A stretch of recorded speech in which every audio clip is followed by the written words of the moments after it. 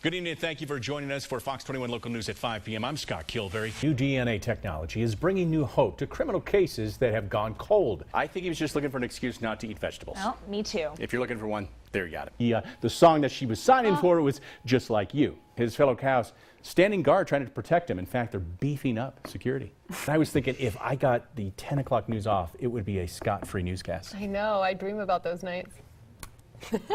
Dream come true. Hey, right there, dolphin. Dolphin. Oh, I see it. Okay. All right. Oh, see, over there's Little Dipper. Over there, Big Flipper. One of the theories suggests that the springs in Colorado Springs was here at Monument Valley Park. Now, upon closer inspection, we could see that nearly every single one of these vehicles is a VW, and most of them not a scratch or dent on them. So we're wondering, what's wrong with them? Never think to go there because it's Dunkin' Donuts. Right, but I think that plan has some holes in it. It really did. Yeah. The only people running here are the kids from these guys. Get this, 30,000 people. So if you can't make it, well, you just may feel a little shook up. Taylor. Oh. Don't be cruel. Hunk of burning love. Begin tonight with breaking news in Colorado Springs. Colorado Springs police are on the scene of a nasty accident tonight. This, in fact, is a live look as we speak at the intersection of Bijou and Circle. The entire intersection is shut down. The driver of this blue pickup you see right here seriously injured in the crash. And of course, we're talking about Hall of Fame pitcher John Smoltz, a former Brave, who actually qualified for this championship earlier this spring. Police are saying that there is no danger to the public, which leads you to believe that there is no suspect at large. While Senator Gardner was inside, there were at least a couple dozen protesters outside. Gardner was in Colorado Springs today, answering questions from constituents, but it wasn't a town hall, rather a meeting not open to the public. That actually has some concern that their voices aren't being heard. The kinds of opportunities that people who have different opinions that are expressing themselves just a few feet away from here. Corey Gardner took questions from the small crowd of about 75 people at Cheyenne Mountain Resort. I would like to see the Bureau of Land Management located in Grand Junction, Colorado. He was invited to speak by the Colorado Springs Chamber of Commerce, and only members were permitted to attend. I've talked to a number of employees and businesses and chambers around the state.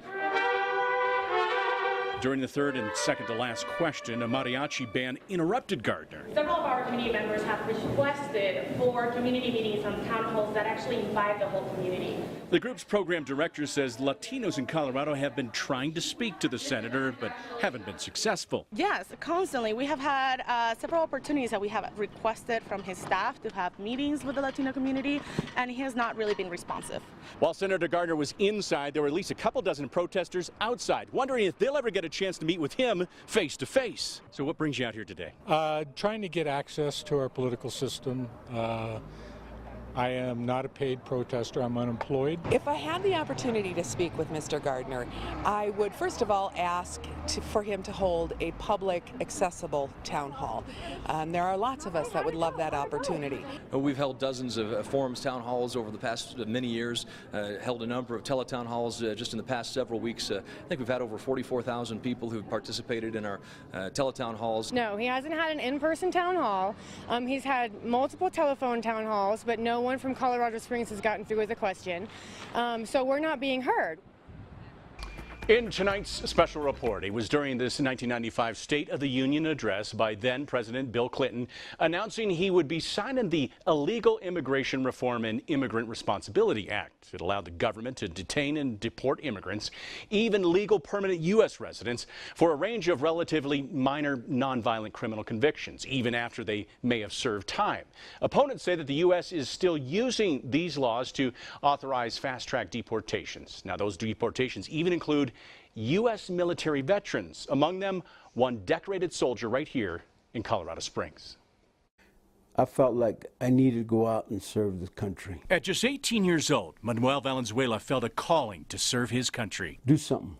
I said I'm going to do my duty as a Marine. In 1971, while some were avoiding the draft and even leaving the country to do so, Valenzuela enlisted and went to Vietnam. What we did, we were in the border of Vietnam, in the shores, and we would do rescue missions into Nam. Of course, to rescue somebody, you had to put down the enemy. So that's what we had to do. And get those guys out of there. He followed in his older brother's footsteps, who also fought in Vietnam. But despite their years of service, he and his brother, Valente, are now facing deportation from the very country they were fighting for. And then in 2009, get a removal notice from this country. I felt like my world just stopped right there. He and his brother were born in Mexico, but their mother is American, which by law would entitle them to citizenship. Valenzuela believes it was a misdemeanor he and his brother admitted guilt to decades ago that may also be hurting their cause. He says it's the demons of combat that too many vets are faced with coping with on their own. That was our medication, you know, drinking and drugs.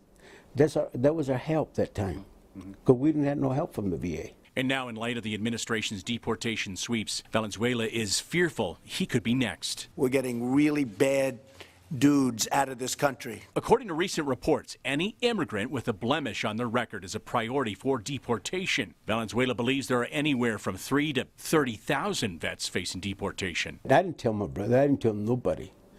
I felt embarrassed. I felt shame. I felt hurt. I don't know what to say. You know, there's words that I can't even describe how ugly I felt. While Valenzuela continues his fight, he's also advocating for other veterans facing deportation, speaking to lawmakers wherever he can, including right here at the state capitol. I think there are compelling reasons to recognize someone who has fought for our country. I believe the Valenzuela brothers are both decorated Vietnam veterans, deserve all of the rights and privileges of citizenship. People are putting their lives on the line for our country and our rights. They have given us everything we have. We should do everything we can to give back to them. Even at the national level, Congressman Doug Lamborn of the U.S. Armed Services Committee acknowledged that red tape is getting in the way. We have a system that is so bureaucratized, it needs reform and can never succeed the way it's set up, I'm afraid. As Valenzuela waits to hear the fate of his permanent residency, he's rarely at his residence as he travels nearly every other week to help his military brothers from San Francisco to Arizona, Chicago, and Washington, D.C. And when he is at home, Valenzuela's message can be heard loud and clear. It's a harsh awakening, you know, that